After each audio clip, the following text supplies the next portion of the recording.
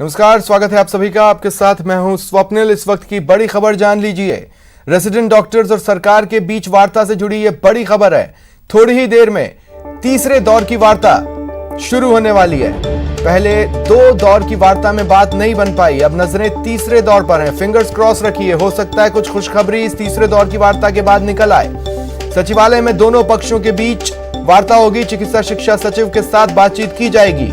Residents की मांगों पर बातचीत होनी है। क्या तीसरे दौर की वार्ता में सॉल्यूशन निकल पाता है? क्या तीसरे दौर की वार्ता में वो रास्ता निकल पाता है जो सुकून की ओर ले जाए?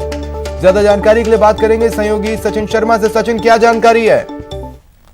देखिए स्वप्निल, जिस तरह से कोरोना काल का एक संकट काल चल रहा है, उसमें रेजिडेंट डॉक्टर्स का ये कहना है कि जो सरकार की ओर से मूलभूत सुविधाएं उपलब्ध कराई जानी चाहिए वो नहीं हो पा रही हैं। और यही वजह है कि जो फ्रंट लाइन कोरोना वॉरियर्स हैं वो बड़ी तेजी से बीमार हो रहे हैं, संक्रमित हो रहे हैं और उन्हें इलाज की प्रॉपर व्यवस्था नहीं मिल पा रही है। खास करके जिस तरह से बेड उनके लिए आरक्षित करने की बात कही गई थी कि आरयूएचएस का जो स्टेट कोविड डेडिकेटेड हॉस्पिटल है उसमें 9th फ्लोर पर डॉक्टर्स के लिए डेडिकेटेड बेड होंगे, ताकि अगर कोई डॉक्टर कोरोना संक्रमित होता है तो उसका वहाँ इलाज हो सके प्रॉपर तरीके से। इसी तरह से इंफेक्शियस डिजीज हॉस्पिटल जहाँ नया एक आईसीयू बना है 32 बेड का, उसमें भी इन्होंने मांग की है कि 50% बेड जो है वो डॉक्टर्स के लिए आरक्षित रखे जाएं।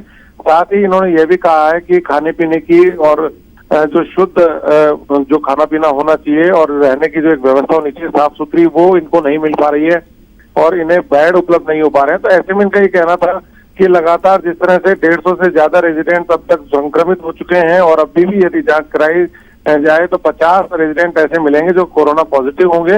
तो ऐसे में जो कि पूरे इस कोरोना संकट काल में हॉस्पिटल्स में एक बैकबोन बने हुए हैं रेजिडेंट डॉक्टर्स, क्योंकि वो 24 से 48 घंटे तक का अपनी ड्यूटी लगातार देते हैं। तो ऐसे में ये जरूरी हो गया कि इनको स्वस्थ रखा जाए, इनको बीमार नहीं पड़ने दिया जाए, ताकि लोगों को जो एक मुकम्मल इलाज मिलना चाहिए वो मिल सके। साथ ही उन्होंने ये भी कहा है कि कोविड-19 में जिस तरह इनकी ड्यूटीज लग रही हैं लगातार, तो उसका एक इंसेंटिव यदि नहीं मिलता है तो एक प्रोत्साहन जो है डॉक्टर्स को होता है, तो वो भी इनकी एक मांग है। तो इन सभी मांगों को लेकर के चिकित्सा मंत्री डॉक्टर रघु शर्मा से भी इनकी वार्ता हुई। उसके बाद चिकित्सा शिक्षा सचिव है वैभव गालरिया, उनसे लगातार इनकी वार्ता हुई।